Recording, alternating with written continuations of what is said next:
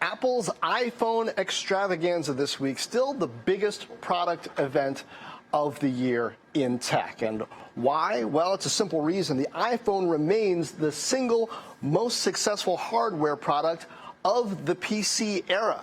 We can talk about whether sales are growing or not, whether Apple's innovating or not, but Apple still sells more premium phones every year than anyone else. So, what happened this week? Well, 3 new iPhones announced, the iPhone 11, 11 Pro, and Pro Max. A new Apple Watch with a screen that doesn't turn off, finally. A new entry-level iPad and 2 services at $4.99 a month, Apple Arcade and Apple TV Plus. We got details. So what does all of this mean? Should you pay $300 more for 3 cameras on the back instead of 2? Does the watch update really matter? And can Apple out-HBO HBO? Welcome to Fort Knox, Rich Ideas from Powerful People. I am John Fort from CNBC here at the NASDAQ market site overlooking Times Square. With me this week, a great lineup of people who know their stuff. First up is going to be Walt Mossberg, the godfather of tech reviews. He's going to talk big picture from D.C. Later on, we've got tech analyst extraordinaire Pat Moorhead from Texas. Tech strategist Shelley Palmer here with me in New York are going to sift through and tell us which of these products and services are most significant. And then CNBC's own Julia Boorstin going to join us live from L.A., give the view from Hollywood on Apple's subscription moves. But first, Walt Mossberg, always good to see you, man. John? So, tell me, iPhone 11, in kind of like the ranking of iPhone announcements, we don't have a big network upgrade here, but we do have some new camera features. Where would this one rank? I think it's iterative, and people don't, at Apple, I spoke to some of them this morning, don't necessarily love that term, but the last big change in the iPhone, where they really changed the form factor and the way you operated it, and took away the home button and all that, was the iPhone 10 in 2017. Everything, these are all, last year's were derivative of that. This is still derivative of that. Now, is it better? It's better. It has a better screen. It has a much faster processor. It has, in every model, and particularly in the Pro models, much improved battery life. And these cameras can do a lot more. But it's not like the camera on the iPhone 10 in 2017 wasn't a terrific camera, because it was. It was amazing. Just last year, supposedly, right? I mean, year before last, but yeah. Yeah. So I have to say this is not one of their giant landmark moments, not one of their giant landmark years. I think, if I were still writing my columns, I would not advise somebody with one of the last 2 years' iPhones to upgrade to these, even though they are arguably better. But if you had an older iPhone, or you were looking to get into iPhones, there's even a little price cut on the lower end one, and so it might not be a bad time to get in. Except, Walt, I'm almost embarrassed to tell you, because you know me. We've gone back a long time. I know you. I've got an iPhone 8, and I had a 10, but I figured out I really don't like Face ID that much. I like being able to unlock my phone when it's sitting on the nightstand, when I'm typing on the keyboard. I like to be able to unlock it without having to crane over and look it in the face. That's true. So even with an 8, I'm not sure I'm going to jump out and buy this one. What do you think it is that has caused the upgrade cycle to elongate? It used to be every couple years, people who had these phones would get a new one. Now it's like 4. Because they figured out how to make a great phone. Apple did, and then the others, some of the Android guys did a great premium phone. And and the big new features have stopped coming. Are there new features on this? Yes, there are. The ultra widescreen photos and the integration of the 3 lenses in a way that I don't think the Android guys have done yet, although we'll see. Right. But Google's up there. Yeah, there's others coming, but Apple does a great job of integrating it so it looks like one lens, and all of that is great. Yeah. But it's not a big new deal like we used to see in the 2000s when it was, boom, this huge new thing is here. Boom, these two new huge things are in the phone that you desperately want, and so on and so forth. It has settled down. Now, the big deal, and this goes to the question of whether you should upgrade this year, you or I or anyone else, is 5G. 5G could be a big deal for folks. Apple is strongly rumored to have 5G next year. And so, to me, that's another reason to say, really, maybe I don't want to do this year. Maybe I want to do next year. And you know what? I was looking. When did we get LTE? Because I was going back. I couldn't remember exactly what year. It was like 2012 with the iPhone 5. I mean, it's been that long since we had a significant network upgrade. I remember the early days of the iPhone. The first iPhone had 2.5G. Getting 3G was a big deal. Then 3.5G, well, now you could do video. That was big. And then 4G. And then we've had this long gap. I mean, it used to be network upgrades, really powered phone upgrades in the early days, and then that stopped. Well, of course, that's not Apple's fault. Right. But it's just the way the timing, is rolling out for this.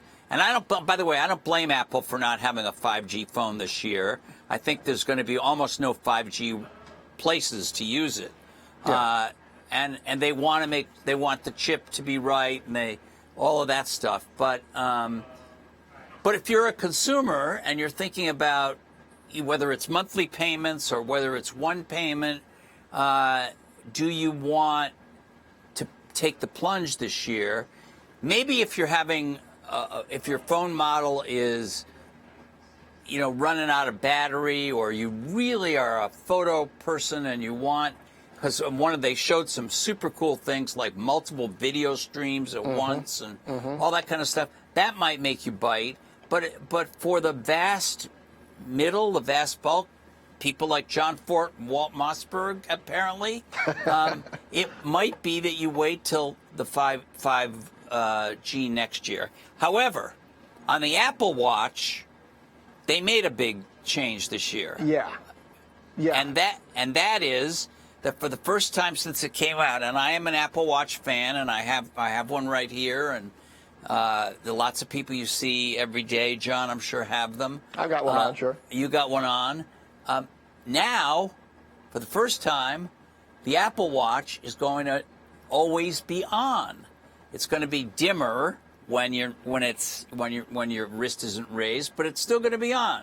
And you're not only going to be able to see the time, but you're going to be able to see all your complications. That's the word for the extra information that you put on the screen. Which I can't believe Apple actually used, because there's so much about technology being simple. I know it's a watch industry term and everything, but complications, every time they say that, I'm like, really, I can't believe they're actually using the word complications. But okay, go ahead, right?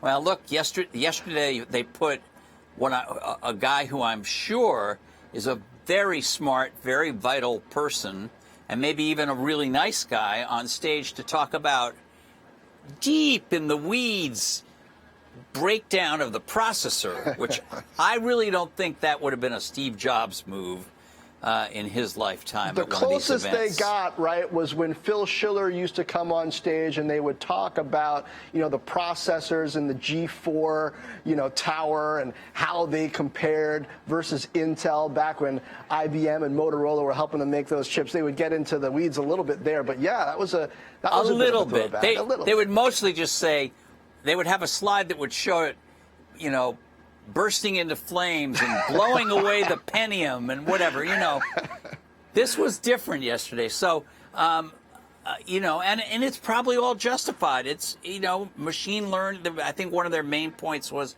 hey, their processor can do machine learning with its left pinky finger while it's doing all this other stuff, and that may well be true. They typically are way ahead on the processor. Now, give me your take finally on the Apple Arcade and TV Plus, because it seems like Apple's trying to apply its sort of curating, cultured take to content that they have to hardware and software, and it's different from the rest of the industry. They're coming out with, 9 shows initially. They're going to add more every month. But, I mean, the approach has been give people a whole lot of content and then let them choose. Apple's trying to say, no, this is the content that you're absolutely gonna love. Kind of Pixar-like, but Steve Jobs isn't with them anymore. Can they do it?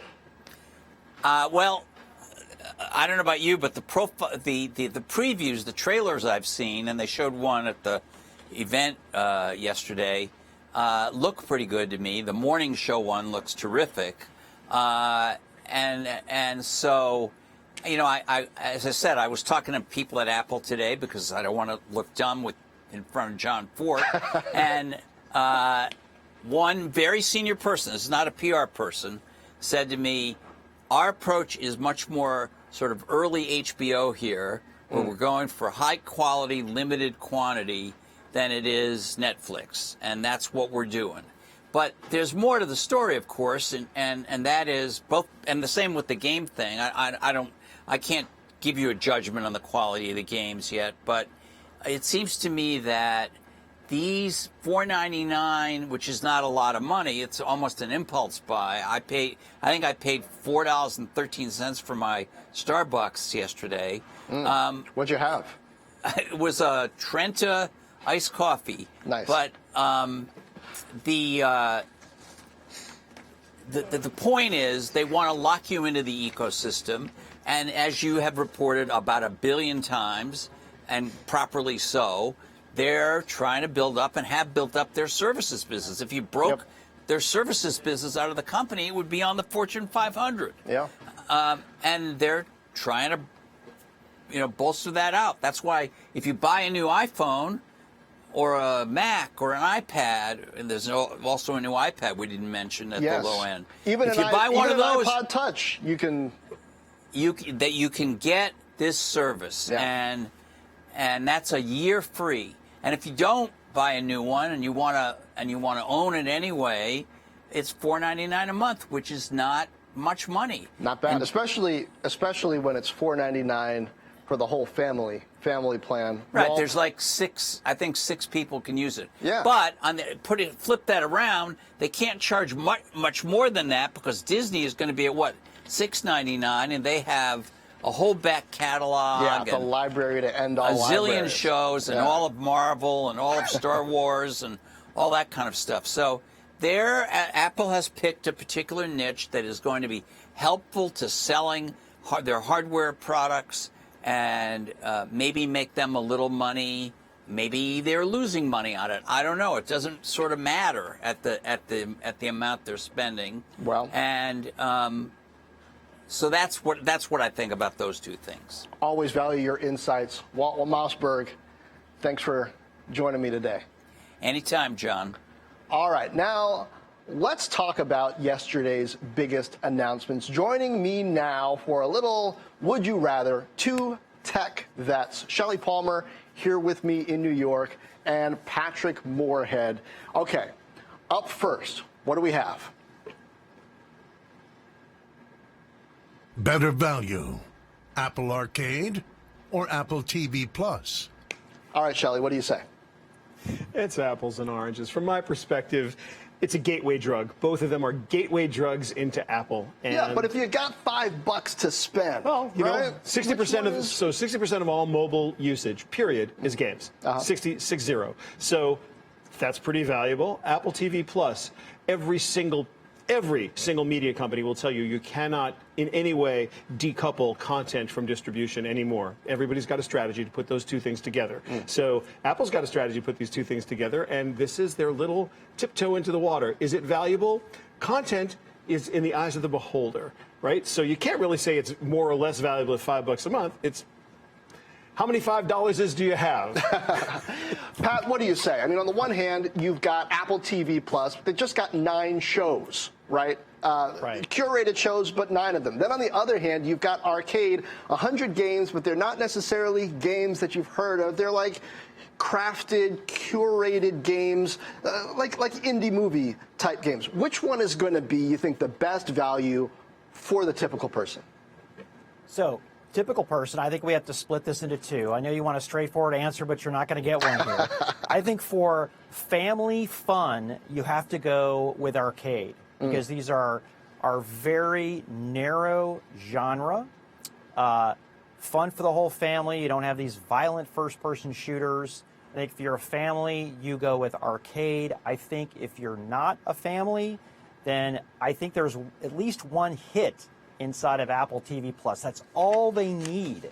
Hulu, sure, has this huge back catalog, but it's really defined by The Handmaid's Tales and maybe one or two other shows. All Apple needs is one hit, and you're locked in, and at least two, I think, look pretty good, especially C. But that's my demographic and the thing that I like. Yeah, C looks good. You know, the world where everybody's blind except for a few new people who are born. Shelley, I got to tell you, I think that TV might be the best deal, even for families, because it's $4.99 and there's 6 accounts. The only issue is I don't know if I want my kids sort of willy-nilly playing games, feeling like all you can eat. Their time is limited anyway, so I don't know if... Apple has a tremendously good parental control system, and as a father and a grandfather, I am completely happy to tell you that you can get every ounce of control you want inside the Apple ecosystem. So limiting the number of games played, limiting the amount of television watched or videos watched, super easy to do for parents. You're right. For $4.99 a month and all you can eat, hey, an all you can eat buffet is an all you can eat buffet no matter how you think about it. It's an all you can eat buffet. The problem is, once I'm paying for an all you can eat buffet, I kind of want people to eat a lot. Right now, my kids are playing the free games and they're okay. So do I want to pay for them to play more? I don't know. I see where you're coming from. I think one of the challenges here, one of the things we're ignoring here is that arcade is Apple only. Okay, Yeah. and while 50% of North American smartphones are iPhones, that is not the case around the world. Right. The thing I really like with Apple TV Plus is that whether you're on Android or Windows, and Apple's even adding multiple TV support, the top brands on the planet, you're going to find Apple TV Plus where you have to be part of the Apple ecosystem to get that full breadth. And the percentage of people globally who have iPhone, Mac, iPad, Apple TV is actually low. Yeah. To be fair, John, if you think about what Apple's up against right now, handsets are over. We can talk about anything you want to talk about. Better battery, better screen. By the way, the cameras they put out yesterday, that's a whole other level. And the computational photography that they demonstrated, no matter what any of my colleagues that are pundits say, I'm telling you that is game-changing. The workflow is unlike anything ever put in any device in the history of devices. But that doesn't change one reality. Handsets are done. The next thing, everybody has them and has to have them. And that's so right. Nobody needs them anymore. And the next thing is either AR eyeglasses or mixed reality glasses or implants or a cuff or a Darth Vader helmet or something. What it isn't is a handset. So what we're only ever going to see incremental iteration from now on. Better battery, better screen, better this, better that. So what does Apple have to do? They have to get you deep into an ecosystem where they can consistently get service revenue, and TV and games both check those boxes for real. So if they gave it to you for $5 a month, which is just enough friction to make you someone who wants it, and not enough money where you'd say, oh, this is a problem for me. They're going to start, they'll learn, and then they're going to go. Yeah. We're in this, I tend to agree, smartphones is the new PC market. Yeah. And we're in this uncomfortable zone with Apple that we're far away from automotive and augmented reality. So for Wall Street, how do you connect the two? Well, it's services. The challenge, though, is that Apple can't get too comfortable with that position. We saw what it did to companies like IBM, who turned a little bit inward and found ways to monetize their customers, as opposed to looking outward to new markets. And Apple needs to be very careful with this because it's the classic innovator's dilemma.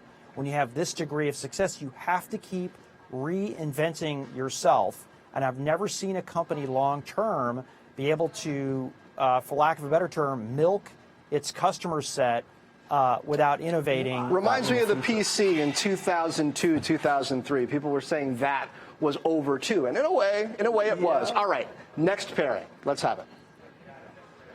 More impressive, the new Apple Watch or the new iPad? All right, Pat, you're up first. Which is more impressive, the entry-level watch or the entry-level iPad? I have to say the entry-level watch. I mean, this is going to be a game changer at $199. Even though it's not the latest and greatest, you do have the base level of advanced features. You could even get cellular in that if you wanted. Now that's not $199. So you're saying last year's watch at $199 more impressive than the new always-on watch at $399?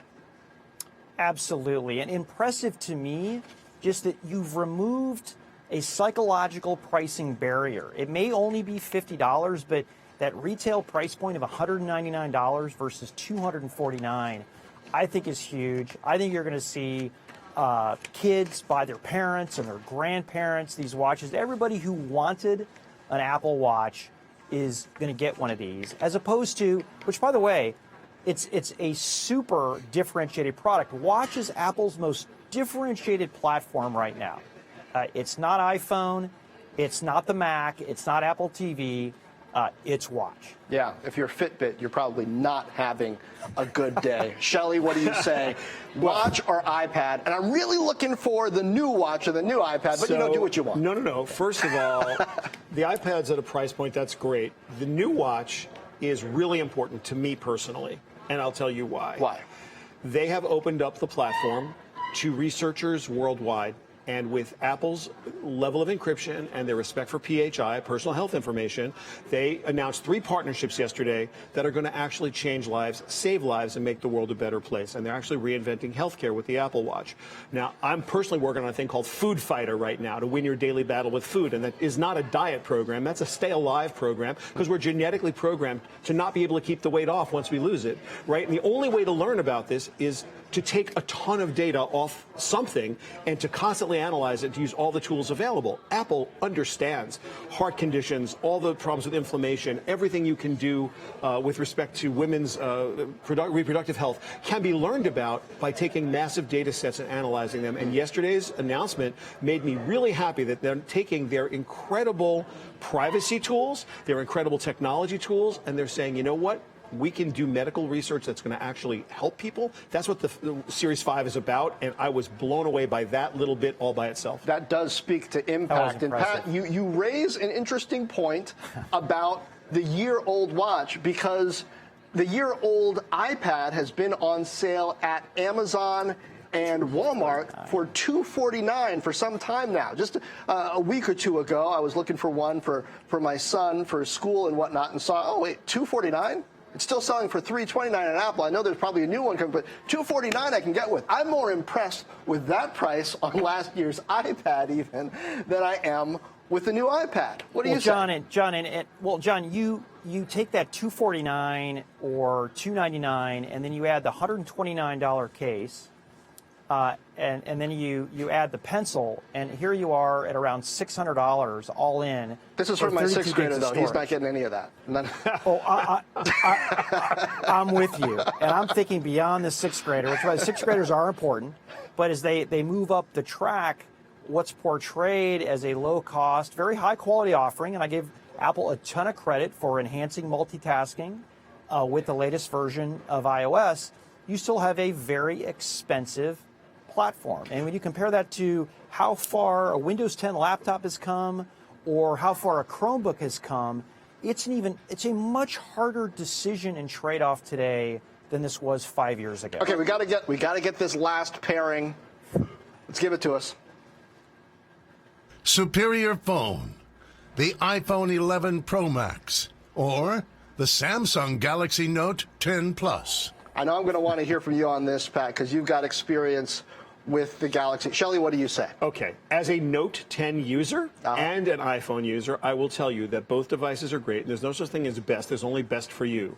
But so which is best for you? I'll tell you what's best for everybody right now. If you make content for a living, and most people do, if you're a social media person or you like to post stuff, the 3 prime lenses on an iPhone 11 Pro Max, including the ability to shoot the front and rear-facing cameras simultaneously, to get 4 images to choose from with onboard editing. So if I'm doing a concert, I can do the audience and the performer. If I'm shooting an interview, I can get both of us at the same time and then make the edits afterwards. For the posting of social media, for the doing of any kind of videoing that any dad has ever done at a soccer field, at any kind of concert for their kid, if you make content, and we all do, do, this is the most remarkable thing anyone's ever brought to market. Now, look, the Note 10 is mind-blowingly great. It's a business tool. It's one of my favorite devices that Samsung's ever made. If you're an Android person, it's amazing. But for iPhone, you know, computational photography is a new level, and they're the first group that's gotten into that deeply. And I want to tell you, the stuff they were doing in the device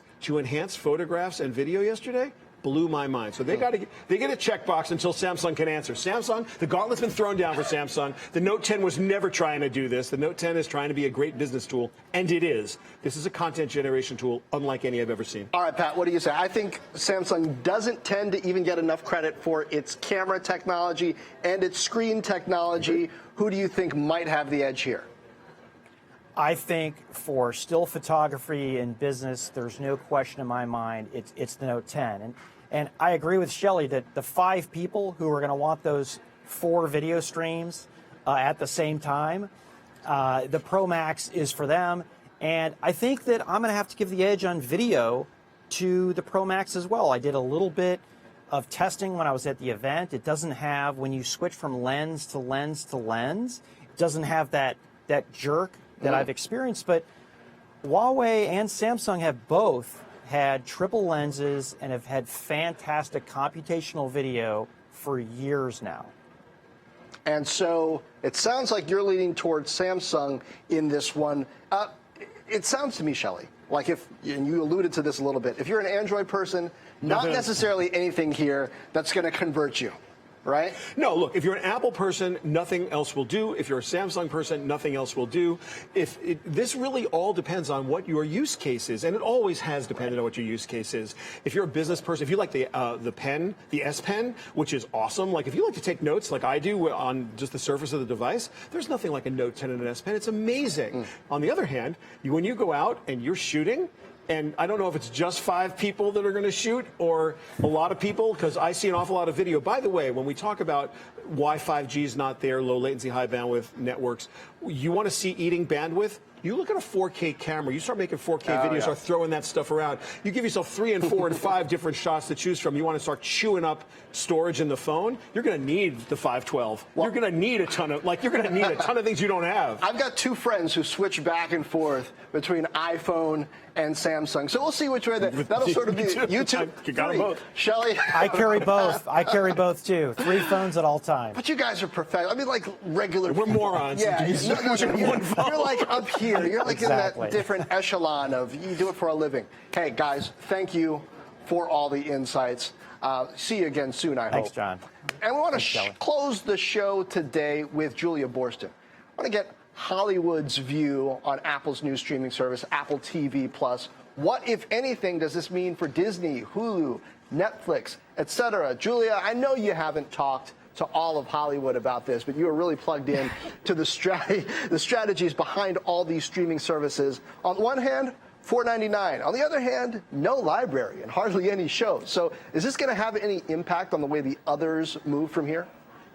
Well, it's interesting, John, and it depends whether or not you consider Netflix to be part of Hollywood these days. I would argue it probably is, and I spoke to a source who's familiar with Netflix's thinking on this, and I asked what the reaction is to the pricing of Apple TV Plus at $5 a month, which is half of what some analysts expected. And this source said that basically Netflix thinks this is probably a good thing for them and that most Netflix customers will see this as complimentary rather than as something they should switch to. Complimentary because the price point is low and it's not a direct analog for the $13 a month service that's the most popular Netflix option right now. And because there's so little content, it's not going to directly replace what you're getting from Netflix. So the theory would be that Netflix could actually see it as a good thing that Disney Plus and Apple TV Plus are so much less expensive. But then the question then becomes, what will happen when Apple dramatically ramps up the amount of content it has and could potentially then decide to increase its price as well? And then last question, Julia, because I know you got to run. How hard is it, what Apple's trying to do here, to offer this curated kind of choice number of shows and a few movies? They're arguing we don't have to do everything. We just have to do a few things really, really well, kind of like early HBO. But even early HBO had library, right? Making good content is very hard, John. I think that's something that every single player across Hollywood understands just too well. So I think the question is how good this content ends up being.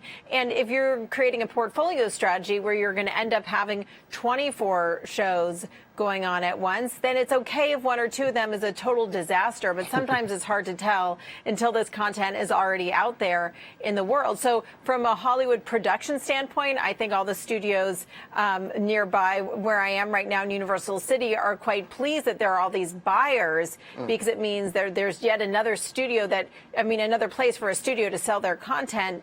But I think it's too soon to say whether or not these shows are going to be huge hits because they haven't been seen yet. But I think the more shows that Apple invests in, the better chance it has of actually having one of those shows being a huge hit, like call it Game of Thrones. Yeah, and I know Hollywood's licking their chops for some of that Apple money. Julia Borston, thank you. And boy, I don't know what else you want. I mean, we talked about all the major announcements, got takes, even if we had to force them a little bit on what's more important between arcade and TV Plus. We talked about iPad, Apple Watch. We had Walt Mossberg. I mean, we practically pulled him out of retirement. I know I got a lot of insights, but for now, that'll do it for Fort Knox this week. Thanks for watching. We'll see you next time.